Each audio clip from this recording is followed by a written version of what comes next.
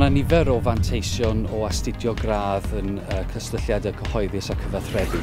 Mae'r ffordd mae'r busnes yn cyfathrebu gyda cynulleidfaoedd yn newid bron yn ddyddiol oherwydd fod yna nifer o newidiadau yn y ffordd yn ni'n cyfathrebu. Dyna ni'n fwy cymdeithasol nawr nag ni erioed wedi bod. Mae astudio gradd yn cysylltiadau cyhoeddus yn gallu helpu chi ddeall sut i gyfathrebu, cael y sgiliau a'r crefftau i fod yn siŵr fod chi yn gallu symud ymlaen o Prifysgol i fewn i'r byd busnes oherwydd mae cyfathrebu nawr yn un o'r pethau pwysicaf mae busnesau yn ei wneud. Y peth pwysig gyda cysylltiadau cyhoeddus yw'r ffaith bod pob peth i chi'n neud ar gyfer cwmni, y peth bwysig yw mae rhaid chi reoli yr enw da y cwmni. Felly mae lot o bethau yn ymwneud gyda cysylltiadau cyhoeddus, enghraifft wneud yn siŵr fod erthyglau yn cael eu rhoi mewn papurau newydd, edrych ar ôl pethau digidol, wefan e lot o bobl. Dyna'r peth maen nhw'n edrych am, a maen nhw moyn pobl sydd gyda lot o sgiliau sgwennu, sgiliau siarad, cymdeithasu hyd yn oed, rili dda. Felly dyna'r prif peth os ych chi am gyrfa mewn cysylltiadau cyhoeddus. Lot o waith, ond lot o hwyl.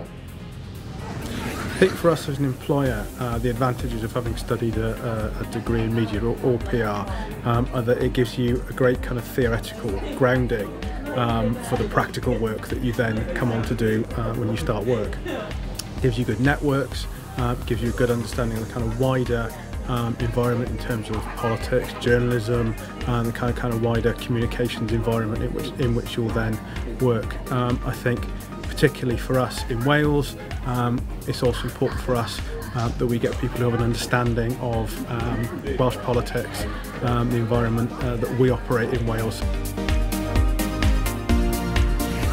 We're looking for anybody that's got good journalistic sense, likes creating content, might be interested in things like film and images, basically loves storytelling, wants to get involved in the world of business or politics or whatever it might be. There's a real breadth of career available now within this kind of PR and communications sphere. Yn enw yw Cerys Bowen, dwi'n gweithio fel swyddog hyrwyddo yn adrodd fachnata S4C. Yn rôl i ydy hyrwyddo S4C o rannu rhaglenni, gwasanaethau a'r brand yn weledol ar draws Cymru ond hefyd ar draws Prydain.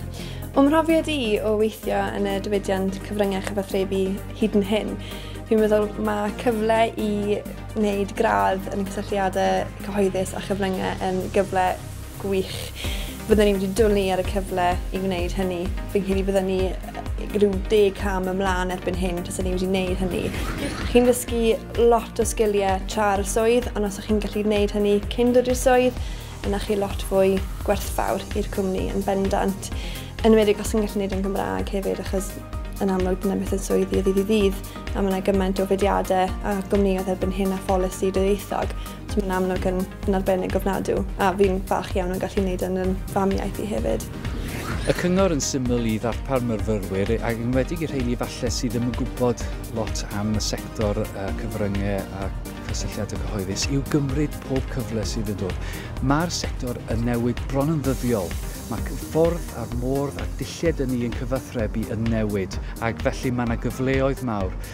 Cyngor arall hefyd yw cadw llygad ar beth sydd yn digwydd tu hwnt i'r sector cyfryngau, oherwydd mae cwmnïau nawr yn edrych ar dulliau newydd o gyfathrebu gyda cynulleidfaoedd.